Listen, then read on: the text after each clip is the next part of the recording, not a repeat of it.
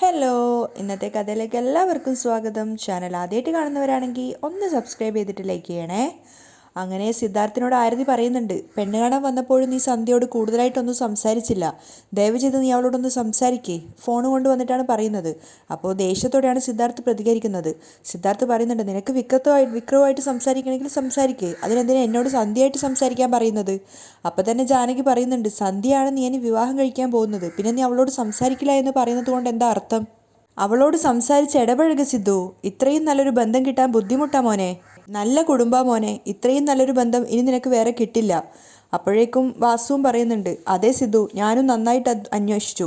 പെണ്ണിൻ്റെ കുടുംബം അത്രയും നല്ല കുടുംബമാണെന്നാണ് എല്ലാവരും പറയുന്നത്. മാത്രമല്ല വിക്രവും സന്ധ്യയും വളരെ നല്ല കുട്ടികളാണെന്നും എല്ലാവരും പറയുന്നുണ്ട്. അതുകൊണ്ട് തന്നെ ഈ കല്യാണം നമ്മളെ വിട്ടു പോവരുത്. നന്നായിട്ട് ആലോചിക്കും മോനെ. അപ്പോഴേക്കും ആരതി ഒരു ഐഡിയ പറയാണ്, അങ്ങനെയാണെങ്കിൽ സിദ്ധു, നാളെ നമുക്ക് വേണമെങ്കിൽ സന്ധ്യയും വിക്രത്തിനെയും ഏതെങ്കിലും ഒരു കോഫി ഷോപ്പിൽ വിളിച്ച് സംസാരിച്ചാലോ? അത് കേട്ടപ്പോൾ വാസുവിനും അതൊരു നല്ലൊരു ഐഡിയ ആയിട്ടാണ് തോന്നുന്നത്. അയാൾ ആരതി അപ്രീഷിയേറ്റ് ചെയ്യാണ്.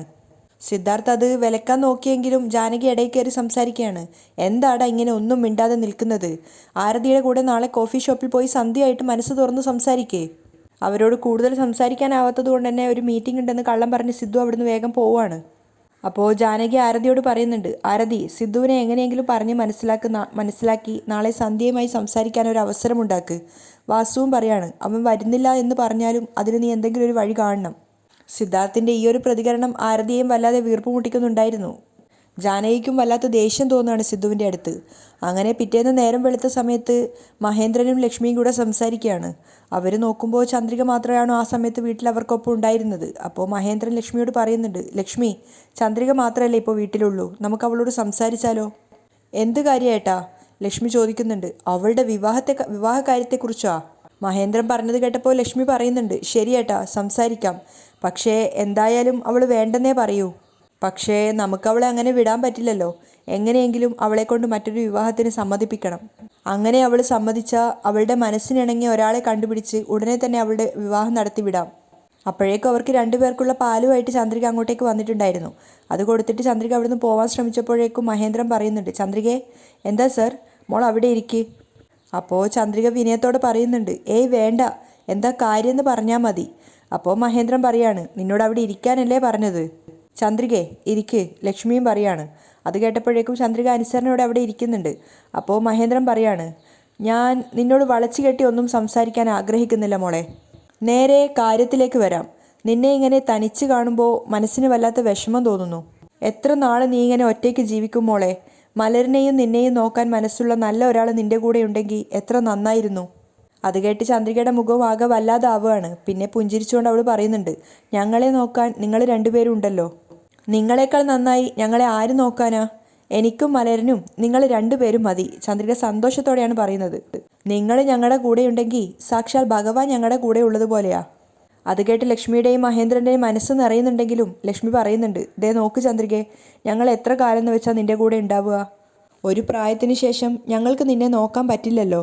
അതിനു വേണ്ടിയാ ഒരു നല്ല പയ്യനെ കണ്ടെത്തി നിന്നെ വിവാഹം കഴിപ്പിക്കണമെന്ന് ആലോചിക്കുന്നേ. ചന്ദ്രിക ഒന്നും പറയാനാവാതെ തലതാഴ്ത്തി നിൽക്കുകയാണ്. അപ്പം ലക്ഷ്മി പറഞ്ഞു കൊടുക്കുന്നുണ്ട്, നാളെ നിനക്കും മലരിനും എന്തെല്ലാം ആവശ്യങ്ങൾ വരും, അതിനൊക്കെ ഉറപ്പായും നിൻ്റെ കൂടെ ഒരാൾ വേണം. ലക്ഷ്മി പറയുന്നതൊക്കെ ശരിയാണെന്ന് ചന്ദ്രയ്ക്കും അറിയാവുന്ന കാര്യമാണ്. അതുകൊണ്ട് തന്നെ അവൾ ഒന്നും മിണ്ടുന്നില്ല. അപ്പോൾ മഹേന്ദ്രൻ പറയുന്നുണ്ട്, നമ്മുടെ ദല്ലാളിനോട് പറഞ്ഞ് നിന്നെയും മലരിനെയും പൊന്നുപോലെ സംരക്ഷിക്കുന്ന ഒരാളെ കണ്ടെത്തി ഉറപ്പായും നിൻ്റെ വിവാഹം എത്രയും പെട്ടെന്ന് നടത്തണം. ലക്ഷ്മി അത് സമ്മതിക്കുകയാണ്. അപ്പം തന്നെ ചന്ദ്രിക പറയുന്നുണ്ട്, സാർ, നിങ്ങൾ രണ്ടുപേരും കാണിക്കുന്ന സ്നേഹത്തിന് ഞാൻ ഒരുപാട് കടപ്പെട്ടിരിക്കുന്നു. സാർ എന്ത് വേണമെങ്കിലും പറഞ്ഞോളൂ, അതൊക്കെ ഞാൻ ചെയ്യാം. പക്ഷേ കല്യാണം കഴിക്കാൻ പറഞ്ഞ് എന്നെ നിർബന്ധിക്കരുത്. അത് കേട്ടതും മഹേന്ദ്രനും ലക്ഷ്മിയും നിരാശരാവുകയാണ്. അപ്പോൾ ചന്ദ്രിക സങ്കടത്തോടെ പറയുന്നുണ്ട്, എന്തോ എൻ്റെ മനസ്സിന് അത് ശരിയാവും എന്ന് തോന്നുന്നില്ല. അപ്പോൾ ലക്ഷ്മി പറയുന്നുണ്ട്, ശരി, ഞങ്ങൾ നിനക്ക് വരനെ നോക്കുന്നില്ല. ഒരുപക്ഷെ ആരെങ്കിലും ഒരാൾ നിന്നെയും മലരിനെയും ഏറ്റെടുത്ത് പൊന്നുപോലെ നോക്കാൻ വന്ന ആ സമയത്ത് നീ വിവാഹത്തിന് തയ്യാറാണോ? ആ സമയം തന്നെ ചന്ദ്രികയുടെ മനസ്സിലേക്ക് സിദ്ധാർത്ഥിൻ്റെ മുഖമാണ് വരുന്നത്. എന്നിട്ടും അവൾ ലക്ഷ്മിയോട് പറയുന്നുണ്ട്, അമ്മ എന്താ പറഞ്ഞു വരുന്നതെന്ന് എനിക്ക് മനസ്സിലാവുന്നില്ല. അപ്പോൾ ലക്ഷ്മി വിവരിച്ചു കൊടുക്കുകയാണ്, അല്ല, എല്ലാ പുരുഷന്മാരും മഹേഷിനെ പോലെ ആയിരിക്കണം എന്നില്ലല്ലോ, നല്ല പുരുഷന്മാരും ഉണ്ടാവും. അങ്ങനെ ഒരു നല്ലവൻ നിന്നെയും മലരിനെയും നോക്കിക്കോളാം എന്ന് പറഞ്ഞാൽ അയാളെ സ്വീകരിക്കാൻ നിനക്ക് മടിയുണ്ടോ? അത് കേട്ടതും ചന്ദ്രിക ആകെ ഡെസ്പാവുകയാണ്. കാരണം അവളുടെ മനസ്സ് നിറച്ചും സിദ്ധാർത്ഥ് ഉണ്ടായിരുന്നു. പക്ഷെ അത് അവരോട് പറയാനും സാധിക്കില്ല. അപ്പോൾ മഹേന്ദ്രൻ പറയുന്നുണ്ട്, ശരി, ഞങ്ങളായിട്ട് നിനക്കിനി പയ്യനെ നോക്കുന്നില്ല. പക്ഷേ നിന്നെ തേടി ഒരാൾ വന്നാൽ ആ വിവാഹത്തിന് നീ സമ്മതിക്കണം, മനസ്സിലായോ? ചന്ദ്രികയുടെ മനസ്സിൽ ആ സമയത്ത് പ്രണയപൂവുമായിട്ട് തൻ്റെ നേരെ നിൽക്കുന്ന പുഞ്ചിരിച്ച് നിൽക്കുന്ന സിദ്ധാർത്ഥിൻ്റെ മുഖമാണ് തെളിയുന്നത്. അങ്ങനെ ഒരാൾ എന്നോ തൻ്റെ പിന്നാലെ ഉണ്ടെന്ന് പറയണമെന്ന് അവൾക്ക് ആഗ്രഹമുണ്ടായിരുന്നു. പക്ഷേ ചന്ദ്രിക പറയാണ്, എനിക്ക് എന്താ പറയേണ്ടതെന്ന് അറിയില്ല സർ. ഇതൊന്നും ശരിയാവും എന്ന് തോന്നുന്നില്ല. ദൈവം എൻ്റെ തലയിൽ എന്താണോ എഴുതി വച്ചിരിക്കുന്നത് അങ്ങനെ തന്നെ നടക്കട്ടെ സർ. പിന്നീട് കൂടുതലായിട്ട് അവരോട് സംസാരിക്കാതെ അവൾ അവളുടെ ജോലിയിലേക്ക് പോവുകയാണ്. അപ്പോൾ മഹേന്ദ്രൻ സങ്കടത്തോടെ ലക്ഷ്മിയോട് പറയുന്നുണ്ട്, എന്താ ലക്ഷ്മി അവൾ ഇങ്ങനെ പറഞ്ഞിട്ട് പോകുന്നത്? അപ്പോൾ ലക്ഷ്മി ചന്ദ്രികയുടെ ഭാഗത്ത് നിന്ന് പറയാണ്, ഏട്ടാ, അവൾക്ക് എങ്ങനെയേട്ടാ ഉടനെ ഒരു കല്യാണത്തിന് സമ്മതിക്കാനാവുക? സ്വന്തം ഭർത്താവ് മഹേഷ് കാരണം അവൾ എന്തുമാത്രം അനുഭവിച്ചു എന്നറിയാലോ. അങ്ങനെ ഇരിക്കുമ്പോൾ ഉടനെ തന്നെ മറ്റൊരു വിവാഹത്തിന് അവൾ സമ്മതിക്കുമെന്നുള്ളത് നമ്മൾ പ്രതീക്ഷിക്കാൻ പാടില്ലല്ലോ. നമ്മൾ തന്നെ ചന്ദ്രികയുടെ മനസ്സ് പതുക്കെ പതുക്കെ മാറ്റണം. അവളുടെ മനസ്സ് മാറുവേട്ടാ, നമുക്ക് വെയിറ്റ് ചെയ്യാം. മഹേന്ദ്രനും സങ്കടത്തോടെയാണെങ്കിലും അത് സമ്മതിക്കുകയാണ്. മേഘ പുറത്ത് ഡ്രൈവിങ്ങിലാണ്. ആ സമയത്താണ് അവൾ സന്ധ്യയെ കോൾ ചെയ്യുന്നത്. സന്ധ്യ, ഞാൻ മേഘയാണ് സംസാരിക്കുന്നത്. ഹായ് മേഘ, സുഖം തന്നെയല്ലേ? സുഖമായിരിക്കുന്നു. അല്ല, സിദ്ധു എങ്ങനെ ഇരിക്കുന്നു?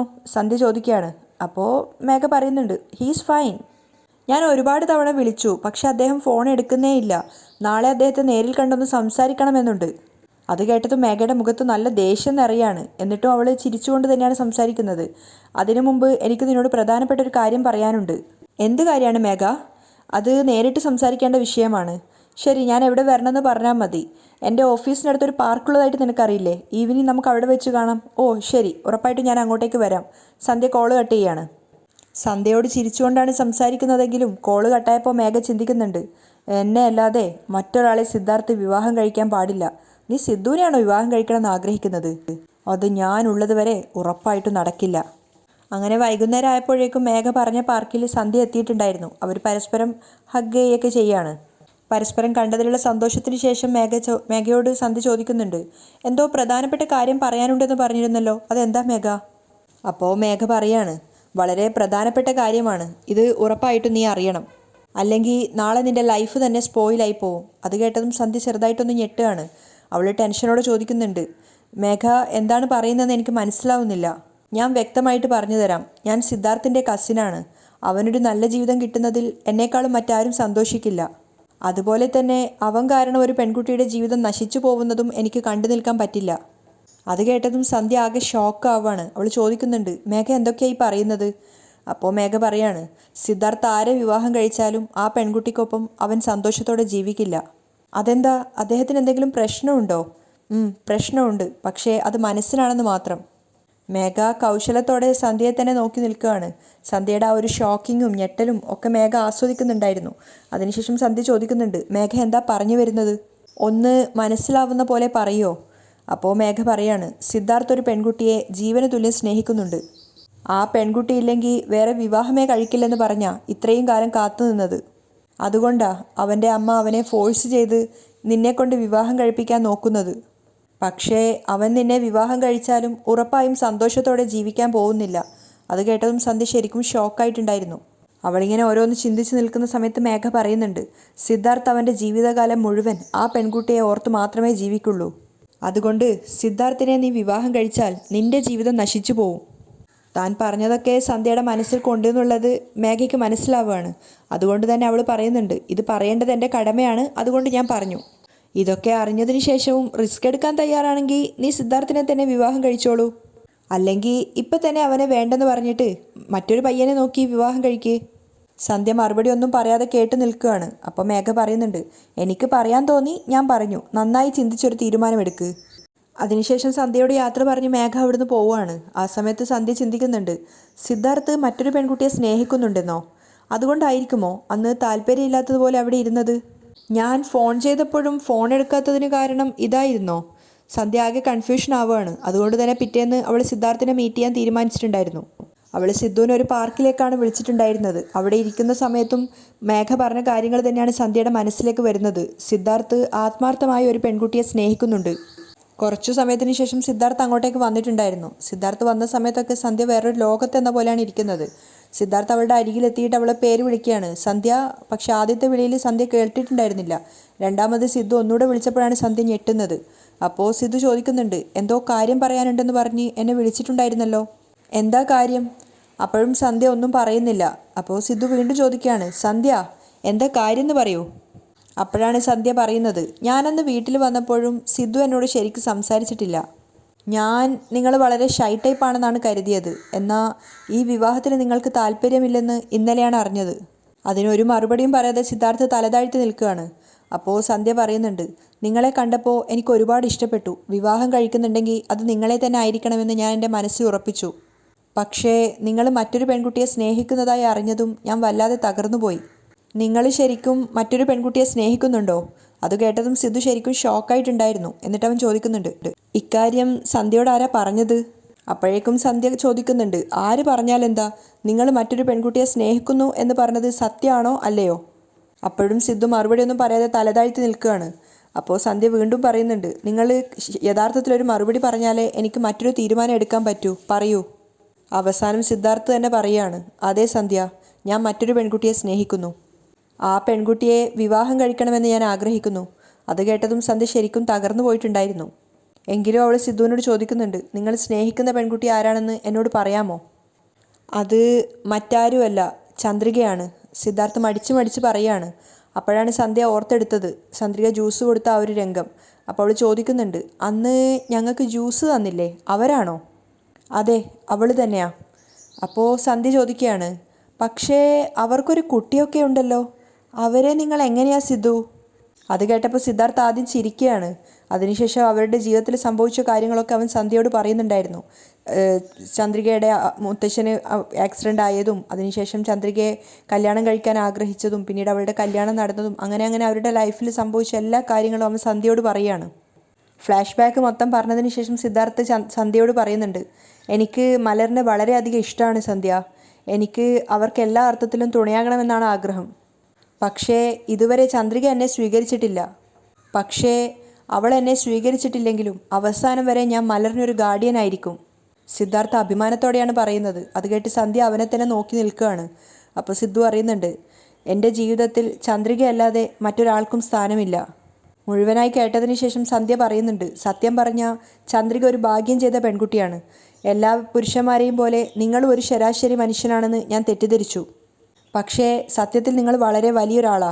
അത് കേട്ട് സിദ്ധാർത്ഥ് പുഞ്ചിരിക്കുന്നുണ്ടായിരുന്നു. അപ്പോൾ സന്ധ്യ പറയുന്നുണ്ട്, മലരിന് വേണ്ടിയും ചന്ദ്രികയ്ക്ക് വേണ്ടിയും നിങ്ങൾ ഇങ്ങനെ ഒരു തീരുമാനമെടുത്തത് വളരെയധികം സർപ്രൈസ് ആയിരിക്കുന്നു. ഉറപ്പായും ചന്ദ്രിക നിങ്ങളെ സ്വീകരിച്ച മലരിൻ്റെ ജീവിതം വളരെയധികം നന്നായിരിക്കും. മലരിനു വേണ്ടിയെങ്കിലും ചന്ദ്രിക നിങ്ങളെ സ്വീകരിക്കണമെന്ന് ഞാൻ ആഗ്രഹിക്കുന്നു. അതിനൊന്നും സിദ്ധാർത്ഥ് ഒരു മറുപടിയും പറയുന്നില്ല. അവൻ്റെ മുഖത്ത് നിറച്ചു പുഞ്ചിരിയായിരുന്നു. അവസാനം സന്ധ്യ പറയുന്നുണ്ട്, ഉറപ്പായും മലരിനു വേണ്ടി ചന്ദ്രിക നിങ്ങളുടെ സ്നേഹം സ്വീകരിക്കും. Wish you all the best. അവൾ ഷെയ്ക്ക് ഹാൻഡ് കൊടുക്കുകയാണ് സിദ്ധാർത്ഥിന്. താങ്ക്സ് സന്ധ്യ. സിദ്ധാർത്ഥും ഷെയ്ക്ക് ഹാൻഡ് വാങ്ങിക്കുകയാണ്. അതിനുശേഷം സിദ്ധുവിനോട് യാത്ര പറഞ്ഞിട്ട് സന്ധ്യ അവിടുന്ന് പോവുകയാണ്. സത്യം പറഞ്ഞാൽ അവൻ്റെ മനസ്സിൽ നിന്ന് വല്ലാത്തൊരു വീർപ്പുമുട്ടൽ ഒഴിഞ്ഞൊരു സന്തോഷം അവനുണ്ടായിരുന്നു. അവിടെയാണ് ഇന്നത്തെ എപ്പിസോഡ് വൈൻഡപ്പ് ചെയ്യുന്നത്.